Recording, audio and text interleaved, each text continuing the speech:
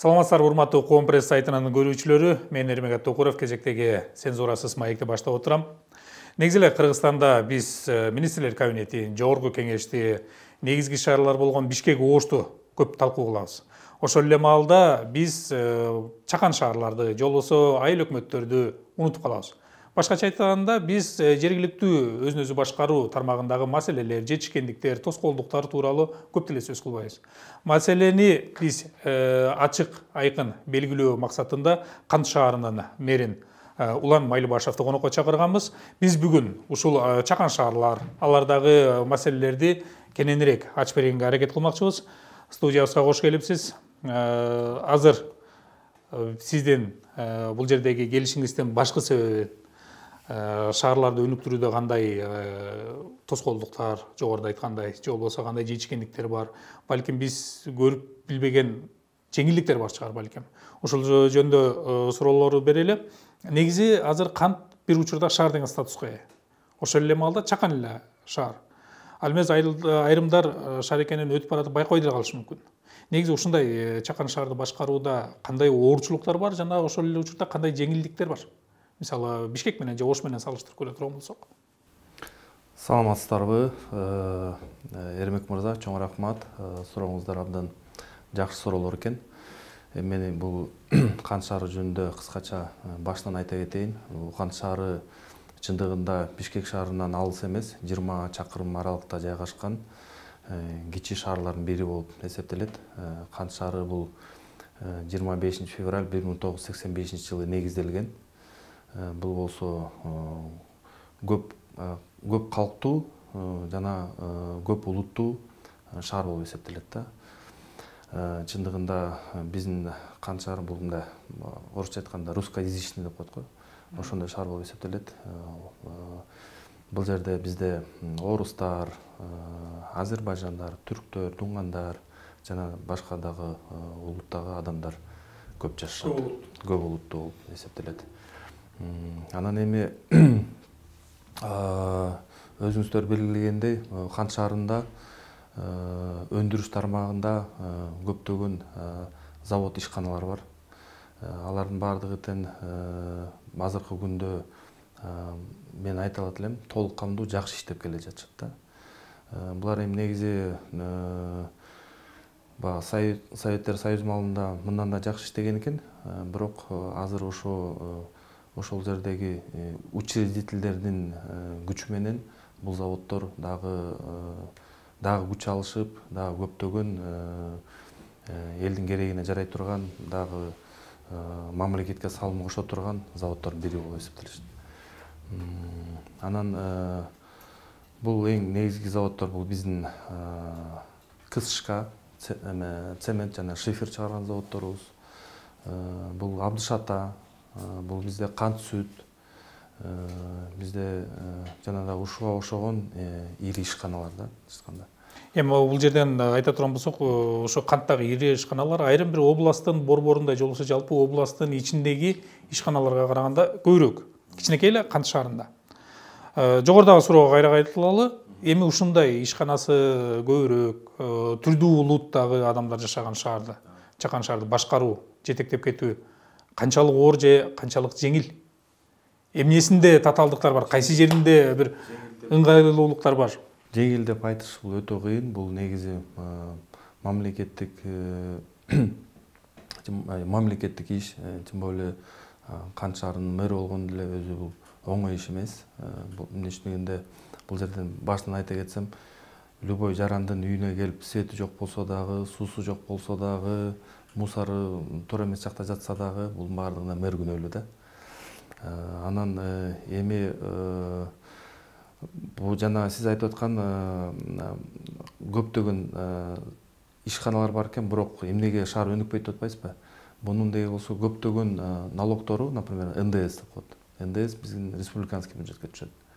Андан болсо налог с продаж деген бар. Ал дагы республиканский бюджеттин эсебине түшөт да. Бизге болсо ошо местный налог жана жер налогу, автоунаа, транспорт налогу, ушундай сыяктуу налогдор түшөт. Бирок булар деле жаман эмес, булар деле биздин бюджетибиз 2022 жылга уже кабыл алдык кеңеш аркылуу. 210 миллион сом кабыл алдык да бюджетти. Бул мурункуга караганда көп баспы? Мурункуга караганда көбүрөөк. 2021-ге 178 миллион кабыл алышкан. Мунун көбөйүшү ошол налог, местный налогту ошо бизге беришкен да. Жана дагы кайсы бир налогторду кошту эле, азыр эсимде, так эсимде жок. Ошолор негизинде бир аз бюджетибиз көбөйүп калган да. Анан өзүңүздөр айткандай, бул өзүбүздүн бюджетибизди өзүбүз бекитип, депутаттар менен Кант шаардык кеңеши бар. Өзүбүздө 31 депутат. Ошон болсо бюджетти карап, булар жылдын башында бекитип беришет. Анан ошол жерден болсо бардыгын тең бөлүштүрөбүз. Жолго, светке, жанагы сиз айтып аткан мусорный бактарга, мусорго, сууга, школго, бала бакчаларга жана ушундай сыяктуу көптөгөн маселелердин бардыгын тең карап туруп, бардыгына тегиз бөлүп беребиз да. Эми бул жерде мындай суроо болуп атат да, мисалы биз ушул Кант шаарынын 85-жылды түптөлүп атат, бул 35 жылдан ашты. Эгерде биз ушул Кыргызстан чегинен эле чыксак, ошол эле кошуна мамлекеттер, жакынкы эле кошуна мамлекеттерди айталы, же болбосо КМШ мамлекеттерин айталы, ушундай эле 20 миңдик чакан шаарларын көрсөк, өнүгүүсү башка. Ал жакта инфраструктуралар башка. Мисалы эстетикалык көрүнүшү башка. Баягы бирдиктүү өзүнүн кабыл алынган сырткы көрүнүшү, ал жерде жашоо шарты, тазалыгы, баардык нерсе бир топ жогору турат да. Биз ушул чакан шаарларыбызды өнүктүрө албай атканыбыз эмнеден? Эми бул абдан жакшы суроо экен, бирок өтө татаал суроо да. Бул эми өнүкпөй жатканыбыз, мен өнүкпөй жатабыз дегенден алысмын. Эмне үчүн дегенде бүгүнкү биздин президентибиз Садыр Нуркожоевичтин мындай айтканда командасы, биз деле ошо командабызда колдон келишинче болгон аракетибизди кылып жатабыз. Бунун баардыгы тең ушу мамлекетибизди, элибизди, жерибизди өнүктүрүү максатында да иштеп жатканыбыз. Мунун баардыгы тең азыркы бүгүнкү иштелип жаткан программалар, ушунун баардыгы тең эле ушу шаарыбыздын көркүн ачып, баягы башкача эле баягы сиз айтып атпайсызбы, Кант шаарынан өтүп баратса кээ бир адамдар даже байкабай калат депчи. Чын деле ошондой болгон да. Эми буга чейинки адамдарды эмете албайм, бирок азыркы, например, биз азыр мен июньдан баштап иштей баштадык. Буюрса ушу азыр Кант шаарынын жылдын аягына чейин, 2022 жылдын аягына чейин кыйла өзгөртө алабыз деп мен ишендире алам да. Нелерди пландап атасыз? Кыйла өзгөрөбүз, эми өзгөргөндө биз баягы 4 прожекторду күйгүзүп коюп, жолдун жээги жарык болуп калды эмес, андан башка дагы бир кененирээк, бир актуалдуу, масштабтуу бир долбоорлор болсо керек өзүңүздө. Эми бул жерде көп, бул система эми түпкүрүнөн иштеп келатабыз бул жеңечи. Көптөгөн проекттер киргизип атабыз. Жаңы мектеп, жаңы бала бакча салган жатабыз буюрса. Андан сырткары болсо Кант шаарынан кирип келе жаткандай стелла деп коет баягы эмелер. Ошолорду алмаштырган жатабыз. Анан ЦОН, Центр обслуживания населения. Бул ЦОНдо болсо ошол Кант шаарында болгон эмес экен, бул Ысхат районунун жалпы тейлейт баардыгын тең. Ошонун баардыгын тең бир жерге алып келип, анын сыртын жасатып, ал жерден болсо центрди полностью башкача бир азыр проекттер мына сиздин алдыңызда турат. Баардыгын ала келгем, чтобы баягы жөн айтып бербегендей болуп. Бул жерде көп эмелер, проекттердин баардыгы тең. Ошонун баардыгын тең эгерде ишке ашырсак, Кант шаары кыйла өзгөрөт деген. Буга канча убакыт кетет? Бул Минскке алып келген азыр проекттер, булар ушу быйылкы проект. Бир жылдын ичинде буйруса 2022 жылдын аягына чейин бүтө турган проекттер да. Мисалы жана орустарда алдыга узак мөөнөткө коюлган долбоорлор да бар да. Мисалы бизде бир коркунучу нерсе бар. Жетекчи жарым жыл, бир жыл, ашпай 8 жыл менен иштейт.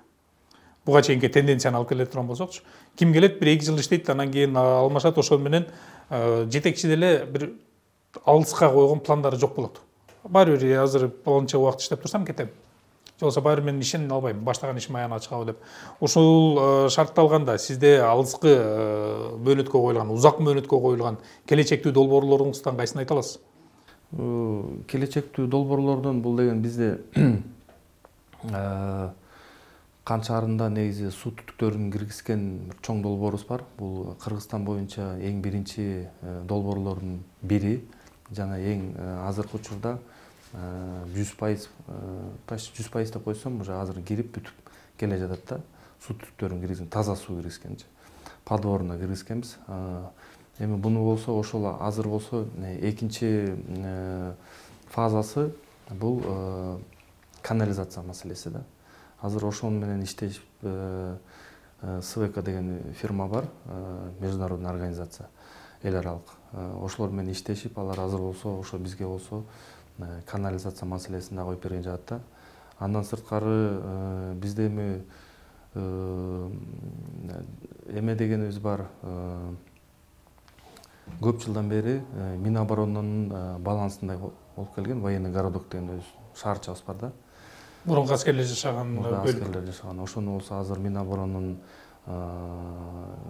адистери менен сүйлөшүп, ошолор бизге азыр өткөрүп бергенге даяр болуп жатышат. Эгерде ошону өткөрүп берсек, бул дагы чоң, бул көптөн бери чечилбей келген маселелер болчу. Аны алып уже ал жерден дагы көп нерселерди чечсек болот. Аны алганда кандай пайда шаарга? Шаарга Кошумча чыгарышат эмеспи? Эми бюджетке биздин эмеге, конечно, эч кандай неме, бирок эл биздики да. Ал жерде мисалы коргоо министрлигинде тиешеси жок адамдар жашап атат. Эми убагында ошолорго эле берилген экен, анан бирок кийин эмнегедир ушу азыр эми ал жакта иштегендер деле бар, коргоо министрлигинде. Бирок көбүнчөсү ошо биздин шаардын эле тургундары бардыгы эле. Анан ошо 2001-нде эле ошол арыздар менен келе беришет да. Тигинде болот, мындай болот. А биз болсо бюджеттен ал жака акчаны жумшай албайбыз. Эчтегенде ал биздин баланста эмес. Ошол дагы бир көбүлүбүз. Анан эң негизги маселе бул деген, мен жана өйдө да белгилеп кеттим. Биз элдин саны көбөйүүдө да жылдан жылга. Анан уже Кан шаарына негизи өзү уже батпай жатабыз да. Батпай баратабыз. Мектептер, жаңы мектептер салыш керек. Мурда болсо бул убакка чейин бир да жаңы мектеп салынган эмес. Ошо эски мектепте эле оңдоо иштерин жүргүзүп эле, ошолорду бала бакчаларды эле ошондо оңдоо иштерин жүргүзүп эле бүгүнкү күнгө чейин бирок жакшы сакталып келген да. Анан тетиги 35-жылы, 30-40 жылы салынган мектептерибиз бар, бакалап бакчаларыбыз бар. Ошолордун баарын азыр бузуп, азыр инвесторлор менен сүйлөшүүдөбүз бүгүнкү күндө. Бүгүн эле кечээ түнү чалышты, ошо бир проекттен Кудай буйрса өткөн жатат депчи. Ошондой сыяктуу долбоорлорду өткөрүп, жаңы мектеп, жаңы садик салабыз. Андан сырткары негизи мен жана айтып атпаймынбы, көп калктуу болгондон бери анан бир жаңы микрорайон салайын деген бир ниетибиз бар. Нөлдөн баштап буйрса. Эми бул жаңы микрорайон, бул жерде бизде элдер баягы баардык эле эмелер да көп жылдан бери жашаган тургундар бар. Аларга жер болсо жерин бөлүп берип, же болсо спонсорлор чыгып атат, алар болсо жанагы сот үй салып беребиз деп атат. Ошондой бир аймак өзүнчө болупчу. Чакан айылып. Ошондой сыяктуу салсак болот. Бул жерде көп проекттер бар да. Андан сырткары чоң больница салып беребиз дегендер чыгып атат. Мунун баардыгы кызматкерлерге салып беребиз. Мунун баардыгы бул өкмөттөн эмес, бул бюджеттен эмес, бул деген баардыгы за счет инвесторов. Демөөрчүлөр таап келип, мүмкүнчүлүгү болушунча пайдаланып калуу. Эми дагы бир нерсе да, бул жерде жанагы коргоо министрлигинин аймагында ошолорго тиешелүү болгон үйдө жашаган калктын талаптарына ылайык ал аймакты өздүн балансына өткөргөн жатабыз деп атабыз. Эми шаардын мурунку эски аймагын ала турган болсок, калк менен иштөө кандай болуп атат? Себеп дегенде биз билебиз, жөнөкөй бир маселени чечиш үчүн, макул кошуна менен болгонбу, же болбосо жолдун жээгинде болгон маселени чечиш үчүн 4-5 жерге кат жазышың керек. Улам катын кайра жооп берип келе берет, 14 күн 15 күн күтөсүң, анан кайра экинчи инстанцияга барыш керек. Бул жагына келгенде мэр катары калк менен иштешүүдө бир өзгөчөлүк киргизип атасызбы? Мисалы, ошол эле Кан шаарынын Асан деген тургуну өзүнүн маселесин чечүүдө жеңилдик. Анткени азыр 21-кылым. Биз баягыдай ол 2 кагазды жазып алып 4 күн 15 күн күтпөшүбүз керек. Туура айтасыз, Эрбек мырза, абдан жакшы суроо экен. Бу да негизи мен жана жогоруда белгилегендей Кан шаарынын мэри негизи болуш бул өтө кыйын экен. Чын айткандай, элдин жана айтпадымбы, свети жок болсо дагы, суусу жок болсо дагы, мусору туура эмес жакта болсо дагы, эч кылса баардыгына мэр күнөөлүү да. Анан эми биз болсо баардыгын тең ошол жеринде чечкенге аракет кылып жатабыз. Буга чейин көптөгөн эл арасында жолугушууларды өткөрдүк. Бул мен жалгыз эле эмес, аппараттагы эле эмес, бул депутаттарды кошо баарыбыз биргеликте ушундай жергиликтүү менен. Анан эң негизгиси болсо бул жерде эң чоң жумуш бул колл-центр ачканбыз да. Колл-центр ачканбыз. Колл-центр бул мындайча айтканда баягы диспетчерский да. Ошол жерге болсо бул колл-центр 24 саат иштейт биздики. Кант шаарынын мэрияныкы именно биздики. Бул жер 24 сааттын ичинде элдер бир күндө бир 100га жакын адам келип маектешүүгө туура келет экен ал жерден. Ал жерге атайын ошо өзүнүн адистерди отургузуп коебуз колл-центрге. Анан ошолор болсо ошо элдердин арыз мундарын угушуп, көйгөйлүү маселелерин ошо жеринде чечкенге аракет кылабыз. Көбүнчө мусору, анан суу, ошолордун баарынын бригада бар бизде, өзүбүздүн тазалык бар. Ошо тазалыкта болсо, мусор болсо мусоруна, эгерде болсо суусу болсо суусуна, же болсо дагы башка маселелер болсо ошону жеринде чечкенге аракет кылабыз. Сразу бүгүн түштү арыз, бүгүн эртең менен түштө, түштөн кийин уже ал мен чечкенге аракет кылабыз. Колл-центр деген караганда тургун мисалы үйүндө отуруп эле өзүнүн суусунун жарылып калганы же электр жарыгынын өчкөнүн же болбосо короосунун алдына кимдир бирөөнүн таштап кеткен таштанышы жөнүндө үйүнөн отуруп эле чалат. Үйүнөн отуруп эле чалат. Биз ошол замат эле ошол жерге бригаданы жиберебиз, ошол жерден ошол замат ошол жерден жок кылабыз да. Аны болсо сиз өзүңүздөр бул жерде отуруп мактангандык эмес, барып ошо биздин өзүбүздүн сайтыбызга же болбосо колл-центрге кирип карап көрсөңүздөр болот. Ошол жерде отзывдар бар. Ошол жерде элдин багы арыз мунун угуп, анан кайра эле ошо бир нече сааттан кийин эле кайра эле ошол бизге чоң рахматын айтып атканын көрсөңүздөр болот да. Бул менен шаарда эмне өзгөрдү? Бул менен эми шаар биринчиден тазаланып келатабыз. Экинчиден болсо элдин баягы кечке эле приемный күн, например, меники негизи мэрдин өзүнүкү вторник, четверг, экинчи күнү жана төртүнчү күнү. Бирок мен азыр колл-центр ачкандан бери мага мындай киши деле көп келбейт да. Келет анча-мынчалар эле, арыз. Чоңураак маселеси менен. Маселелер менен келишет да. Уже кагаз түрүндө көтөрүп алышат. А уже жанагындай майда чүйдө күнүмдүктүү маселе көтөрүлбөй калды да. Анан бул элдердин дагы мындай кандай десем, эл менен иштейин деп келгенден ушул да бир. Эми азыр ошол эл менен иштейбиз деп калбадыкпы? Мисалы, ушул Кант сыяктуу чакан шаарлар көп эле. Ал жакта өзүн өзү башкаруу системасы, ал жерде жергиликтүү кеңеш, анан мэр, бир нече тепкич бар. Эми ушул жерге келгенде мындай суроо болот да, чакан шаарларды ушинтип кайра-кайра жетекчиликтерди алмаштырып, же болбосо тепкичтерди көбөйткөн башкаруу системасын кое отурбай эле, муну мисалы илгери ПГТ деген болгон. Азыр деле айрым жерлерде бар. Шаар тибиндеги айылдар. Ушул сыяктуу болуп өзгөртүп коюу мүмкүнбү? Балким бул менен бюджетке көбүрөөк. Себеп дегенде канча бир атка минерлер азаят бир жагынан, экинчи жагынан бул башка бир ири аймакка бириге турган болсо, областтын борборуна биригеби, же болбосо райондун борборуна биригеби иши кылып, азыраак чыгаша болуп, анан аткаруу дагы маселени жеринен чечүү да жеңилдейби? Эми негизинен биз Кант шаарынын өзүнчө мэриясы болгондон кийин бизде аппаратта болгону бир 20 киши эмгектенебиз бул жердечи. Анан Кант шаары болсо бул Ысык Ата районунун центри болуп эсептелет да. Анан көп эле биз кандай эме болбойлу, биз деген райондук администрацияга баш ийебиз. Анан булар болсо эми баягы эгерде айыл кылып койсо бул жерден маселе деле өзгөрүлүп кетпейт го дейм да. Бир билбейм, ал жагын мен эч качан ойлонуп көрбөптүрмүн. Ал жагын статус берүү менен эмне айырмы бар деген да? Айыл статусу менен бишкек эме шаар деген статус. Шаар болгондон кийин бир кемде аракет көбүрөөк болуш керек деп ойлойм да. Ар бир келген жетекчининчи. Шаар болгондон кийин шаар макамын алгандан кийин бул шаар деп мен деле бияка мэр болуп келишим менен сразу баардыгына айтып эле атам да. биз шаар деген макамыбыз болгондон кийин, шаар деген статус болгондон кийин биз, значит, шаардагыдай мындай келбетин башка шаарларга караганда же болбосо башка айларга караганда айырмалаш керекпиз депчи. Антканда башка жетекчилер деле өзүнүн шаар үчүн же болбосо ошо өзүнүн айыл үчүн ошондой аракеттерди кылат болуш керек. Жогоруда биз сөз кылып калбадыбызбы? Тургундун электр жарыгы өчөбү, суусу жарылып калабы, таштан таштап кетеби, мэр күнөөлүү деп. Анан кийин биз эми сырттан караганда бардык нерсени ошол аткаруу бийлиги чечиш керек. Мэр чечет, айыл өкмөт чечет, же болбосо жанагы жергиликтүү депутаттар чечет, таза болбой калганда ошол жердеги сенин аймаңды караган бригадир чечет. Анан кийин биз сырттан караганда ушундай иерархия бар. Бирок ичинен көргөндө ал башка нерсе да.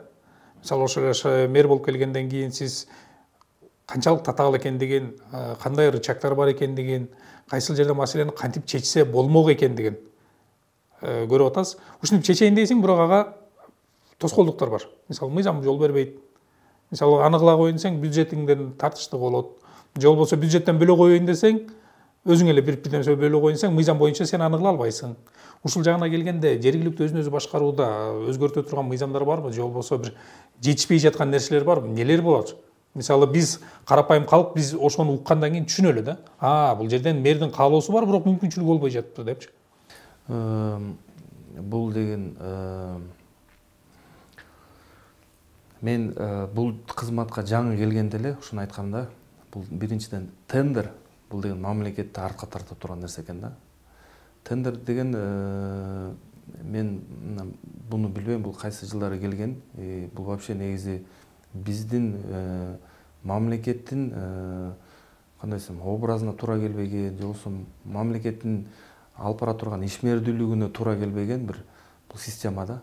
Тендер деген нерсечи. Бирок тендер жок болсо, мэр өзү каалаганын кылып калыштайт да. Каяктан мени сатып алгысы сатып алып. Эми тендер, бирок тендер деген нерсе бул мындай болуп атпайбы? Тендер, например, тендер жарыялагандан кийин тендерге болсо, например, тендердин негизинде бааны эң аз берген, жана болсо эми бааны ким аз берет? Сапаты эң мындай айтканда начар бир, например, жөнөкөй эле ушул бир эмени алалы, садиктин эмесин алалы, линолеум салайын десең, эң сапаты төмөн бир линолеумду алып келишет дагы. Анан тендер негизинде болсо ошо сапаты төмөн болсо дагы, бирок арзан бергенге ошону барып карап алыш керексиң. Мажбур болуш керекпиз ошогочу. Анан эле жок барып ошону аласың. Аны саласың, ал болсо өзү и так бир жылда бир өтүп келген бир неме болчу. Аны саласың. Например, садикте же болсо школдо. Школдо, например, 2000 окуучу дейли. Аны салгандан кийин 2000 окуучуң кирип чыгат, кайра кирет, кайра чыгат, кайра бир айга жетпей жабары жыртылып калат. Анан ким күнөөлүү? Жетекчилер күнөөлүү. Эмне үчүн дегенде тендерди туура эмес өткөрүшкөн, моундай немени самдап алган. Башкаларга болсо, например, кыйла кымбатыраак бирөө кирейин десе, ага даже анын шансы жок да. Эмне үчүн анын баасын берген учурда дагы аны эч ким тандабайт. Ага болсо башын оорутуп, тендерге болсо тиги документтерин тапшырып, гарантийный взностордун киргизип, ал акчасын ал жерге эметкизип коркутусу келбейт.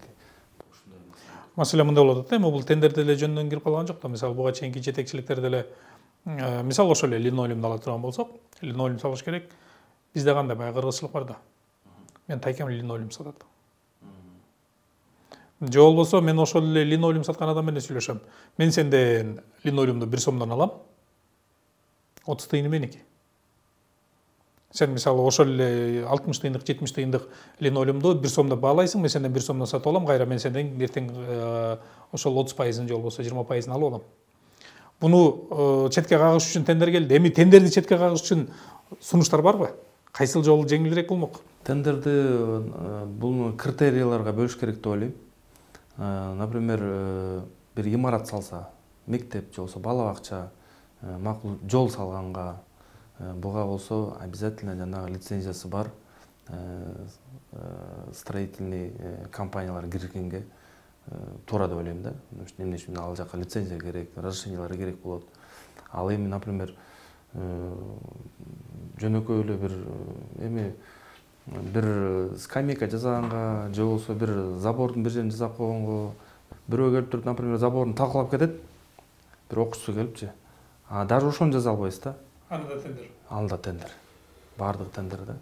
Демек тендерди калтырса болот, болгону анда өзгөртө турган критерийлерге бөлүш керек. Критерийлерге бир баланча суммага чейин же болбосо муну болсо жасаса болот, мунун жасаса болбойт деген ушундай бир бөлүш керек да. Бардыгын эмес да. Бардыгына макул эмесмин. Бардыгын, например, ал үчүн жанагындай чоң немелерди, объектилерди, чоң например, жол салганга, имарат салганга ага макул, конечно. Анан бул жерде дагы бир нерсе бар да. Бизде баягы жогоруда айтылып кетпедикпи? Тайкежендик, агалык инилик нерсе бар. Анан кийин сиз ушул мэрликке келатканда жалгыз талапкер болдуңуз. Анан кийин бул кандай болуп калды? Бул жагынан келгенде Улан Бекболотовичтен башка татыктуу адам чыкпай калдыбы, же болбосо бул жерде саясат болуп кеттиби? Анткени биз билебиз, кээде жогору жактан айтылат, ушул кишини бирдемсе кылып отургузбойгула ордуна. Анан баягы жергиликтүү кеңеш болобу, жогорку кеңеш болобу, кандайдыр бир ыкмасын таап, жогору жактын буйругун аткарган шарт болот. Анан кийин карасак, чакан шаарларга деле 2-ден 3-төн талапкер болуп, анан конкурстун жыйынтыгында келет да. Сизде жалгыз талапкер болгонсуз. Бул жери кандай? Саясат издешибиз керекпи, же болбосо сиздин өзүңүздүн ишмердүүлүгүңүзгө токтолушубуз керек мындай чын адистигиңизге? Бул баягы бизде айтмакчы профессионал депчи. Эрмек мырза, туура айтасыз. Мен негизи эч кандай мындай саясат, өзүм саясатты мындай жаман көрөм да. Анан бул жерде эч кандай саясат жок. Мен болсо ушу мэрликке талапкерлигимди кадимки эле барып эле биздин ТИК деп территориальный избирательный комиссия, ошол жака алып барып эле документтерин баарын өткөргөм. Анан айтылып аткан, тиги чыгат, бул чыгат деген имиштер жүрүп аткан. Анан өзүңүздөр билесиздер, жанагы коалиция большинства деп коет экен.